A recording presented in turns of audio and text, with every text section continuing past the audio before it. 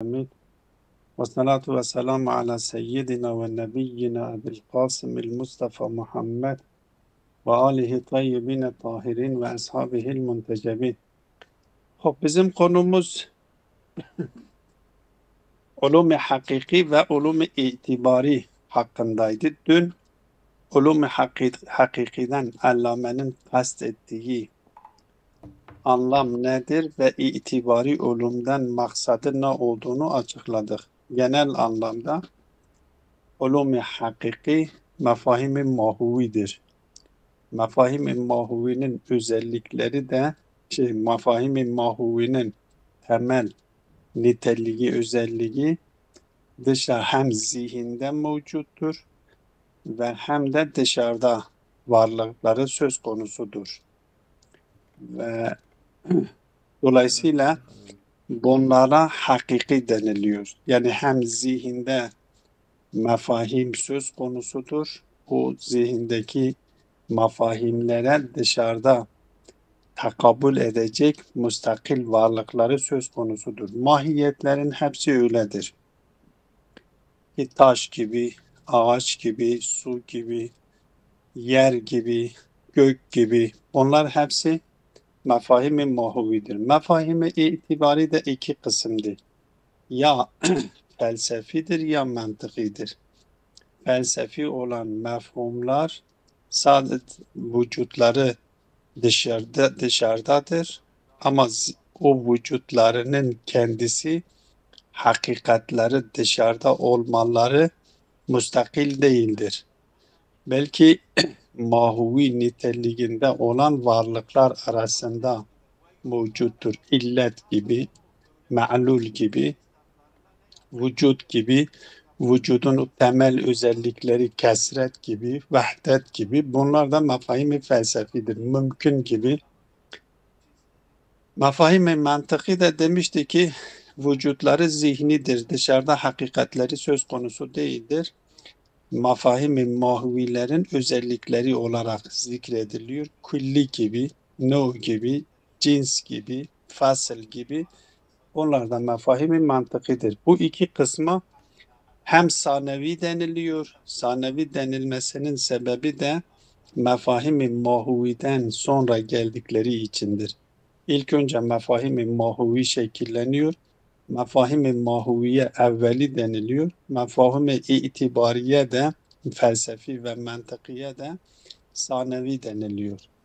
Hem sanevi deniliyor hem de birisine felsefi, birisine de mantıki deniliyor. Bugünkü konumuz bu konunun devamında bu itibari olan mefhumların özellikleri hakkındadır. Bir kısım, konumuzun bir kısmı mefahim-i itibari olarak ya ulûm-i itibari olarak kabul ettiğimiz ilimlerin özellikleri ya mefahimlerin özellikleri. Mefhum denilmesi belki daha yerinde oluyor çünkü sadece ilmin tasavvur ve o tasavvurun da külli kısmını kapsıyor.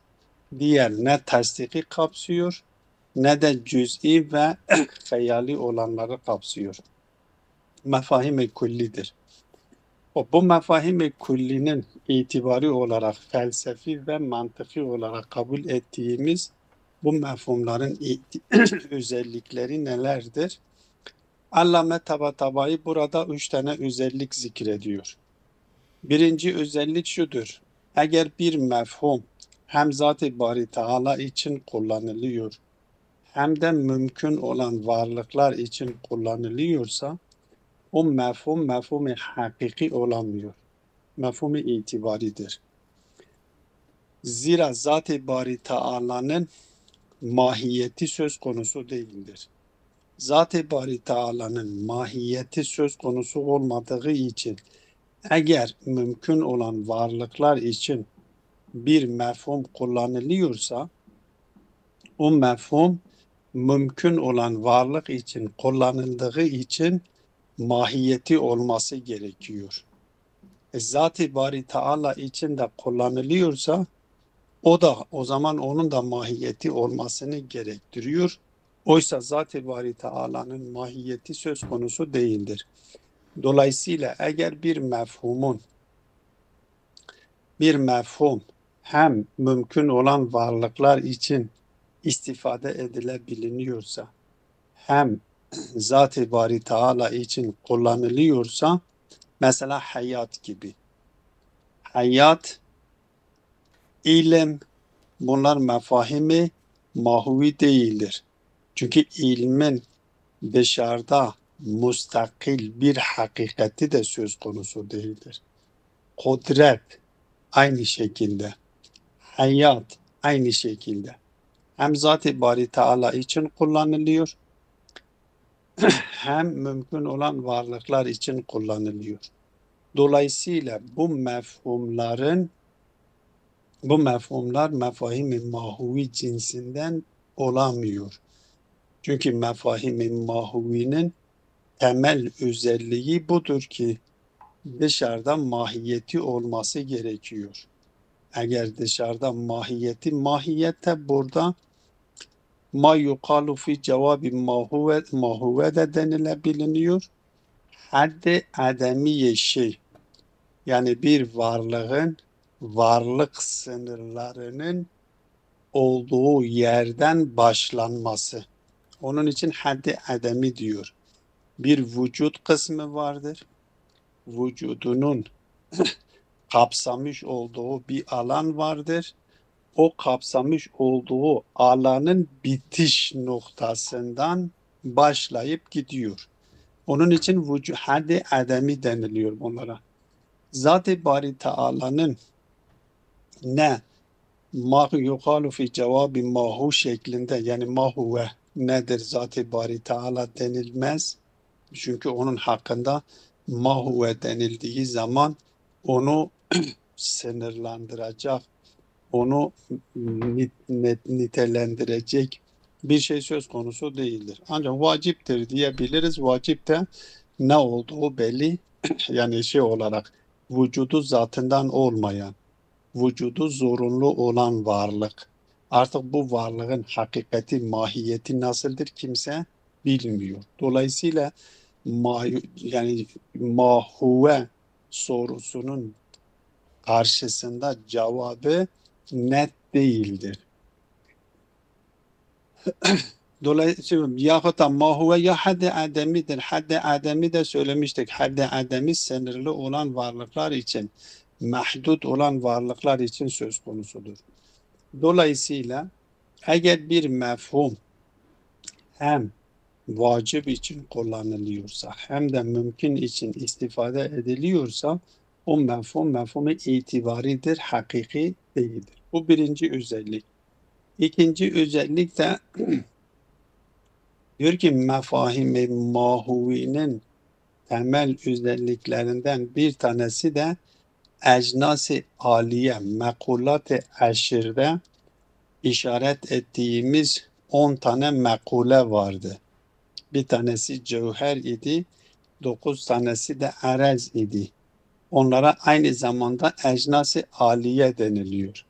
Diyor ki ecnas-ı aliye hamle edilemiyor. Mefahim-i mahuvi ecnas-ı aliyeye hamle edilmiyor. Yani iki tane cins, iki veya iki taneden fazla ali olan cinslere hamle edilemiyor, kapsamıyor. Çünkü eğer kendisi bir tane veyahut da iki tane cinsi aliyi, iki veya ikiden fazla cinsi aliyi kapsarsa o zaman cins oluyor ve fasıl gerektiriyor.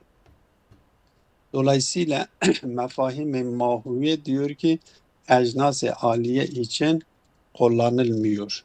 Eğer kullanılmış, çünkü ecnas-ı aliye için kullanılan mefhumlar hem cins gerektiriyor hem fasıl gerektiriyor. Oysa cinslerin mefahimi ecnas-ı aliyenin ne cinsleri vardır ne de fasılları söz konusudur. Dolayısıyla eğer bir mefhum ecnas-ı aliyeye hamle ediliyorsa o mefhum, o cinsi aliye hamle edilmiş olan mefhum itibaridir. Şey değildir, mahuvi değildir.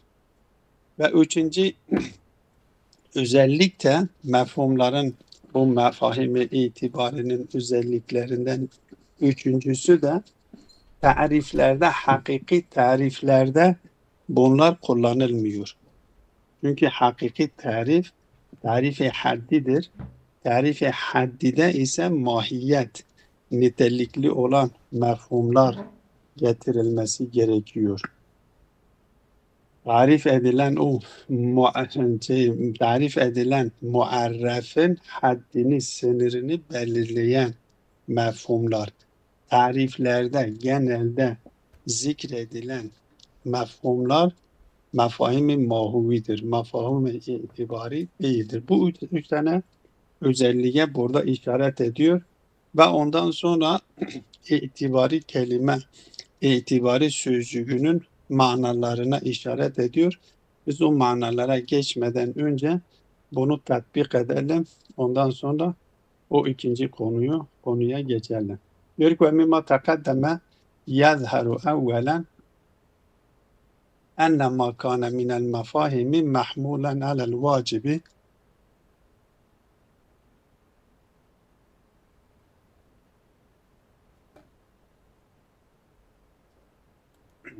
Evet. ومما تقدم يظهر أولا أن ما كان من المفاهيم محمولا على الواجب والممكن معا كالوجود والحياة فهو اعتباري. Hem mümkün olan ve hem vacip olan varlığa hamle edilen mefhumların hepsi itibaridir. Onlar mahuvi değildir. Ve illa eğer bu hem vacip ve hem mümküne hamle edilen mefhumlar itibari değil de mahuvi olmuş olsaydı lekanel vacibu za mahiyetin taala en zalike. O zaman Zat-ı Bari Teala'nın kendisine ait de bir mahiyet olması gerekiyor.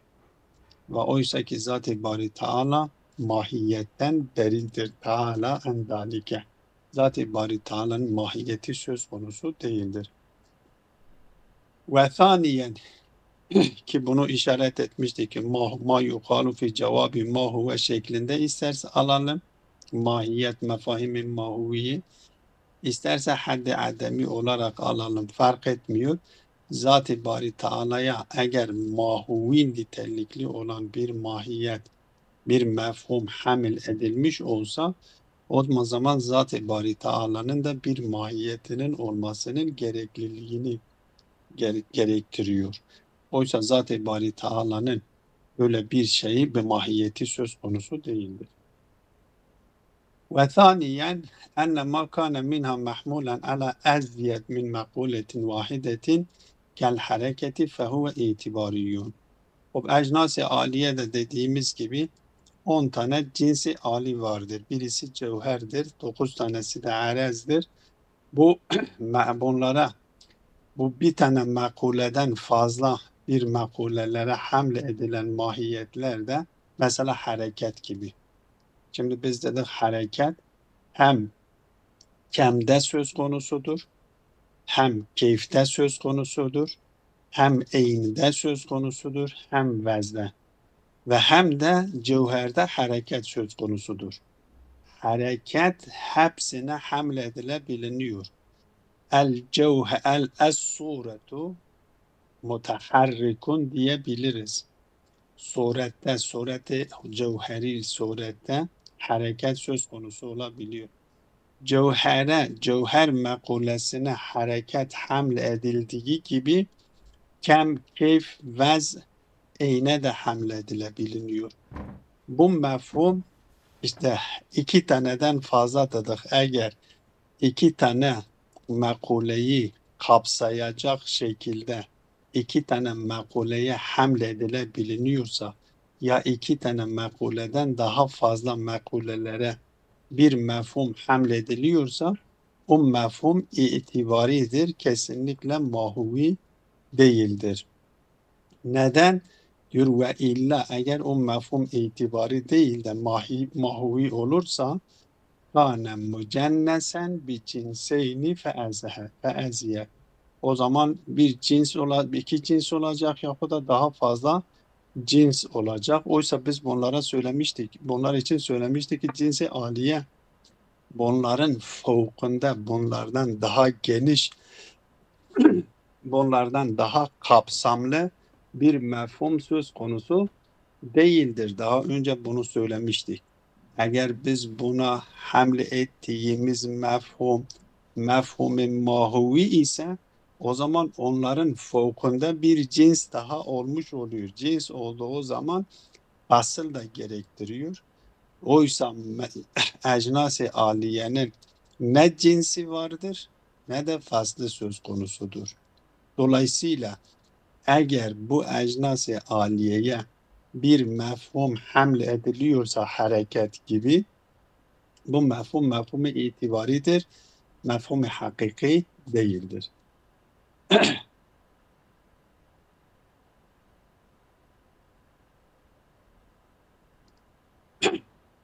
Ve thalisen, üçüncü özellik, ennel mefahimel itibariyete la hadde laha ve la tu'khadu fi haddi mahiyeti minel mahiyati. Mefahim-i itibari olarak kabul edilmiş olan mefhumların haddi tarifi söz konusu değildir. Çünkü onlar için tarif bir had belirtemiyoruz ki. Eğer onlar için biz bir had belirtebilirsek o zaman mefahim-i mahuvi onlar için kullanmamız gerekiyor. Mefahim-i mahuvi ile tarifi haddi ve tarifi hakiki gerçekleştirilebiliyor. Ve mefahim-i itibarilerin böyle bir şeyi söz konusu, mahiyeti söz konusu değildir ki, had diye bir şey söz konusu değildir ki biz onlar için mefahim-i mahuvi tarif olarak getirelim. Ve aynı zamanda bu mefahim-i itibari tariflerden, yani mefahim-i itibari ne tarif ediliyor, ne muarref, yani haddi hakiki tarifle, had ile ne tarif edilebiliyor, mahiyetlerle ne tarif edilebiliyor, ne de bunlar ile tarif ediliyor. Yani bir mahiyeti getirip mefahim-i itibariyle biz tarif edemeyiz. Çünkü mefahim-i itibari o tarif edilmiş olan muarrefin haddini belirleyemiyor. Çünkü hadle alakaları söz konusu değildir. Kendileri için kendilerinin hadle bir irtibatı söz konusu olmadığı için onlarla tarifi hakiki ya haddi gerçekleşmiyor. Bu üç tane özellik Allame Tabatabai mefahim-i itibari ve mefahim-i mahuvi için zikredilmiştir. Tariflerin tamamı genelde mefahim-i mahuviyledir. Genelde değil. Elbette bazen şerhu ismi şeklinde tarifi gayri hakiki bir şerhül ismi şeklinde tarif edilebilir. Açıklamak için getiriliyor. Ama tarifi haddi olarak bunlarla yapılması imkansızdır. Bu onların özellikleridir. Şimdi bundan sonra Allame geliyor. Mefhum-i itibari. Biz dedik elum ya hakikidir ya itibaridir. Hop. İtibarinin kaç tane manası söz konusu olduğunu. İtibar sözcüğü mefhum-i müşterek-i levzidir. Biz daha önceki derslerde mefhumların ya demiştik ki ya manaları levz şeydir. Ya levz müşterek-i levzidir ya müşterek-i manevidir. Müşterek-i manevinin özelliği neydi? Bir lafız vardır, zihnimizde bir mana vardır ve o mananın birçok mistakları vardır. Vahdet telaffuzda bir tane lafızdır, manada da bir manadır, mistakları çoktur. Mesela vücut demiştik, vücut müşterek-i lafzidir. Niye müşterek-i lafzidir? Çünkü benim vücut olarak kullandığımız sözcük bir tanedir. Ve o sözcükle benim zihnimde şekillenmiş olan mana bir tanedir. ve o mananın dışarıdaki mistakları yüzlerce mistakı söz konusudur. İnsan gibi herkese müşterek manevidir. Müşterek manevinin temel özelliği budur ki tek bir sefer lafız bir mana için vaz ediliyor. Yani lafzın kendisi 2 sefer ya 3 sefer ya 4 sefer vaz edilmiyor. Çünkü bir tane mana vardır. Bir mana olduğu için tek bir sefer vaz ediliyor. Müşterek lafzide ise yani birkaç tane mana vardır ve her mananın da belki onlarca, belki yüzlerce mistakı da vardır. Lafız bir tanedir. Ama zihnimizde o lafzı kullandığımız zaman zihnimizde bir mana şekillenmiyor. O lafzın kaç tane manası varsa o mananın hepsi, eğer tabii o bizim dilimizden ise o mananın o lafzın kaç tane manası varsa zihnimizde şekilleniyor. Ki bunun için mesela yüz kelimesi müşterek lafzidir. Yüz dediğimiz zaman o yüzün hem yüz suret dediğimiz insanların yüzü aklıya geliyor. Hem mesela masanın yüzü, üst kısmına da yüz deniliyor. O da akla geliyor. Hem yüz sayısı da akla geliyor. Müşterek 3 tane mana bizim zihnimizde şekilleniyor. Ve her bir mananın da dışarıdan mistakları onlarca, yüzlerce mistakı olabilir. İtibar kelimesi de burada müşterek lafzidir. Müşterek manevi değildir diyor. Bunun kaç tane manası burada? 4 mana zikredilmiştir itibar için. Birinci mana burada zikrettiğimiz gibi, yani ulûm-i hakiki karşısında kullanılan mefahim-i mahuviye deniliyor. Mefahim-i mahuvi mefahim-i mahuvinin karşısında kullan. Mefahim-i mahuviye değil de mefahim-i mahuvi karşısında mefahim-i felsefi ve mefahim-i mantıki için kullanılıyor. Ulûm-i hakikinin karşısında ulûm-i itibari diyoruz ki bu mana hem mefahim-i felsefiyi kapsıyor ve hem de mefahim-i mantıkiyi kapsıyor. Bu birinci mana. İkinci mana da kendisi asaletül vücutta kendisinden bahsettiğimiz gibi, yani itibaridir, mahiyet. Dikkat edin, bakın mahiyet diyorum. Mahiyet itibarı. Biz burada mafahim-i mahuviye hakiki dedik. Ama esaletül vücut konusunda mahivi olan mahiyetin itibari olduğunu söyledik. Orada itibardan kast edilen mana nedir? Şimdi bizim dışarıda herhangi bir nesneyle karşılaştığımız zaman zihnimizde o nesne hakkında 2 tane mefhum şekilleniyor. Biri vücudundan bahsediyor, bir de onun ne oluşundan bahsediyor. Yani birisi diyoruz ki mesela bu mevcuttur, bir tanesi de diyor ki bu insandır. Hem vücut diyoruz, hem insan diyoruz. Hem vücut diyoruz, hem taş diyoruz. Hem vücut diyoruz, hem ağaç diyoruz. Hop. Bir tane dışarıda var olan bir hakikattir. Ama o dışarıdaki hakikatten bizim zihnimizde 2 tane mefhum şekilleniyor. Bir tanesi onun vücut boyutundan bahsediyor. Bir tanesi de onun mahiyet kısmından bahsediyor. Ne oluşundan bahsediyor. Hop.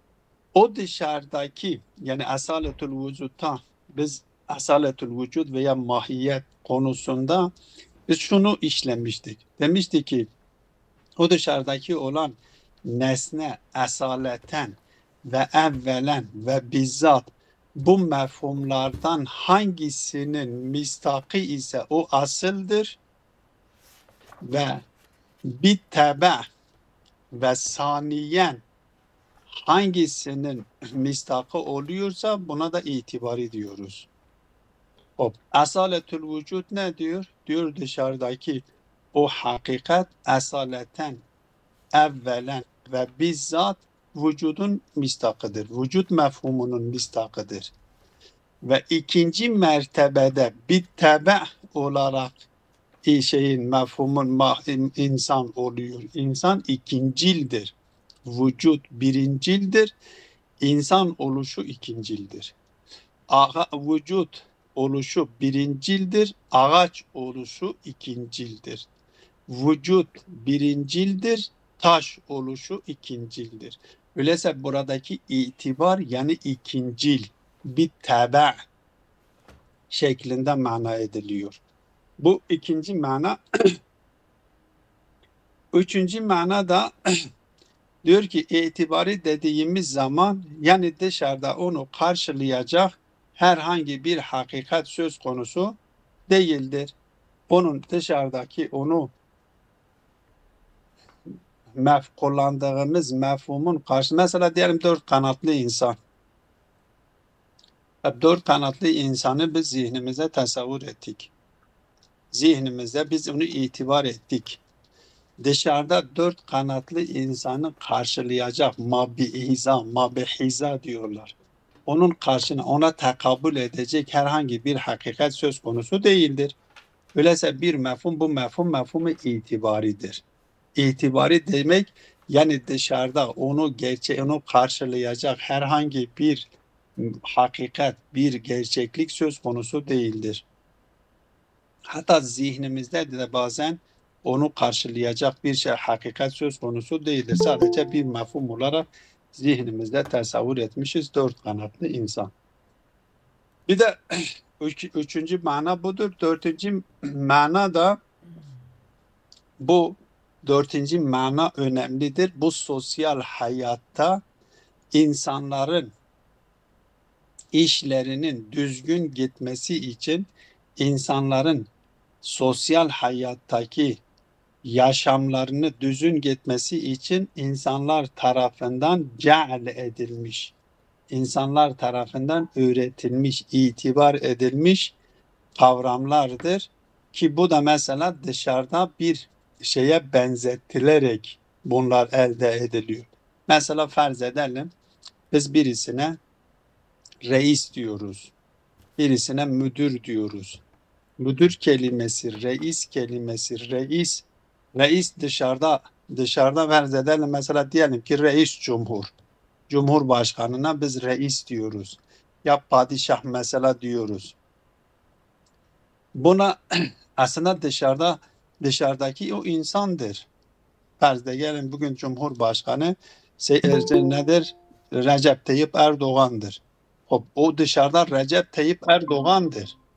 Dışarıda bir başkanlık, bir reislik söz konusu değildir. Ama sosyal hayatın düzene girmesi için, o sosyal hayatta bazı hedeflere varabilmek için onu insanın bedenindeki re'se benzetiyoruz. Nasıl ki insanın bedeni birçok organlardan meydana gelmiş ve bu organların başında baş geliyor. Getirmişiz o dışarıdaki insana bir konum veriyoruz. Bedendeki organlara benzetiyoruz. Biz camiadaki bireyler bedenin bireyleridir. Ya imam diyoruz, mesela Resul diyoruz, kendisine itaat edilmesi gereken bunlar hepsi itibaridir. Bedendeki organlara bir toplumdaki hayatta, sosyal hayattaki bireyleri biz bedenin organlarına teşbih ediyoruz ve o toplumun başındaki bulunan o müdüriyet kendisine müdürlük verilen, konum verilen, başkanlık konumu, imamet konumu veya resullik konumu, nebilik konumu veriliyor, kendisine veriliyor ve ona ne yapıyor? Bu bedendeki başa teşbih ediliyor. Nasıl ki bedendeki organlar o baştaki beyne itaat etmeleri gerekiyorsa bunlar da ona itaat edilmesi isteniliyor ki sosyal hayat düzenlenmiş olsun. Hukuki kavramların tamamı hatta elbette Mesela vaciptir, haramdır ya müstehaptır. Bu kavramların hepsi bir anlamda itibari sayılıyor. Dördüncü itibar da bu anlamda zikredilmiştir. Allame burada 4 tane mana kendisi için zikretmiştir. Velil itibari maanin uher haricetun min bahtina. Diyor ki itibar için başka manalar da vardır. İlk bir mana burada kendisi zikretti ki mefahim-i felsefi ile mefahim-i mantıkiyi kapsıyor. Ama bunun dışında da başka manalar vardır. Bizim bahsimizin dışındadır. Allame aslında bir tane risale yazmış. Risaletül Vilaye. Risaletül Vilaye yazmış. Bu konuda bu ulûm-i hakiki ile ulûm-i itibari çok geniş bir şekilde hem el mizanda da bunu bir konu olarak geniş bir şekilde bu konuları işlemiş. Hem de o özel yazmış olduğu Risaletül Vilaye diye bir kitap vardır. Orada da bu konuyu ulûm-i itibari ve ulûm-i hakiki ve ulûm-i itibari ve çok değerli bir risale olduğunu alimler tarafından kabul edilmiştir. Orada geniş bir şekilde bunu açıklıyor. Her halükarda burada da diyor ki bu itibari için bir başka manalar da vardır. Bizim konumuz dışındadır. Minha onlardan bir tanesi el itibariyyu mukabilel asil kel mahiyeti mukabilel vücudi. O itibari asil karşısındadır. Mesela örnek nedir? Mahiyet itibaridir. Neyin karşısında? Vücut karşısında. Bu konuyu Esaletül Vücud'da detaylı bir şekilde ki söylemiştik. Aslında Mulla Sedra'nın felsefesinin temelini oluşturan bu Esaletül Vücud'dur. Esaletül Mahiyet üzerinden gidiliyordu. Mulla Sedra geliyor diyor ki asalet vücudundur, mahiyetin değildir. Öyleyse itibari neyin karşısında kullanılıyor? Asil karşısında kullanılıyor. Örneği nedir? Mahiyet gibi. Mahiyet itibaridir, vücut ise asildir. Ve minha el itibariyyu bi ma'na ma leyse lehu vücudun munhasun. Ona vücut ona karşı ona takabül edecek dışarıda bir hakikat söz konusu değildir. Mukabilen ma lehu vücudun munhasun ki kendisi için bunun mukabilinde bir mahiyet mefhum vardır ki ona takabül edecek dışarıda bir karşılığı vardır. İnsan dediğimiz zaman, ağaç dediğimiz zaman karşıda kendisinde bir şey vardır. Ya ama şey söylediğimiz zaman mesela izafe dediğimiz zaman kel izafetil mevcudeti bu vücudu tarafeyha. Burada kendisi izafeye işaret ediyor. Mukabilel cevheril mevcudu bi nefsi. İzafe dediğimiz zaman izafe dışarıda ona takabül edecek, ona müstakil bir hakikat söz konusu değildir. Şayet mesela 4 kanatlı insan da burada desek daha şeydir. Aslında ona takabül edecek. İzafe tarafeynle hakikati felsefi bir kavramdır. Aslında dışarıda bir hakikati söz konusudur. Biz fevk ile taht arasında mesela Halık mahluk arasında bir izafe, bu ikisinin arasında bir nispet söz konusudur. Bu onu dışarıdan müstakil olarak onu karşılayacak, ona takabül edecek bir hakikat söz konusu değildir. Ama Halık ile mahluk arasında, fevk ile taht arasında, sağ ile sol arasında böyle bir şey söz konusudur. Biz burada her ne kadar munhazı müstakil yoktur ama munhazum ma söz konusudur. Hiç munhazı ona takabül edecek hiçbir şey olmayacak şeklinde söylesek 4 kanatlı insan gibi olmuş oluyor. Ama kendisi burada izafeye işaret etmiş. İzafe cevher karşılığında. Öyleyse cevherin kendisinin cevher dediğimiz şey vücudu bir nefsihi söz konusudur. Vücudun fi nefsihi li nefsihidir. Ama izafe dediğimiz şey ise vücudun fi gayrihidir. Vücudun bir nefsihi şeklinde değildir. Dolayısıyla izafeye tekabül edecek dışarıda bir hakikat söz konusu değildir diyor. Ve minha ma yuqa'u ve yuhmelu alel mevduati bin nev'i mine teşbihi vel münasebeti. Bazı mefhumlar da vardır, itibaridir. Bazı mevzuatlara bazı hamlediliyor ama bir münasebetten dolayı, bir teşbihten dolayı. Niçin bu hamil yapılıyor? Niçin teşbihten dolayı bu yapılıyor? Lil husuli ala gayetin ameliyeti. Pratiksel olarak bir gayet, pratikle ilgili sosyal hayat söylemiştim. Sosyal hayatta biz bir sonuca, bir hedefe varmak için bir teşbihten dolayı bazı kavramlar, bazı şeyler, mefhumlar vardır. Öğretiliyor, bazı mevzulara hamlediliyor ki o gayet peşinde olduğumuz ameli gayetin, hedefin gerçekleşmesi için. Ya itlaq-ı re'si ala Zeyd likoni nisbetihi ilel kavmi ke nisbeti re'si ilel bedendir. Mesela biz ne diyoruz? Diyor itlaq-ı re's diyor, ala Zeyd'e diyoruz, reis diyoruz. O biz Zeyd'e reis diyoruz. Neye benzetiyoruz? Likoni nisbetihi ilel kavm ke nisbeti re'si ilel bedendir. Zeyd'in toplumun bireyine oranla konumu nedir? Başın bedendeki o bedenin organlarına oranı gibidir. Haysu yudebbiru emrahum, çünkü Zeyd geliyor onların işlerini tedbir ediyor ve yusluhu şe'nehum ve yushiru ila kulli ma yahussuhu min vacibil amel, ve kendisi işaret ediyor onların yapması gereken vacip olan ameller nedir?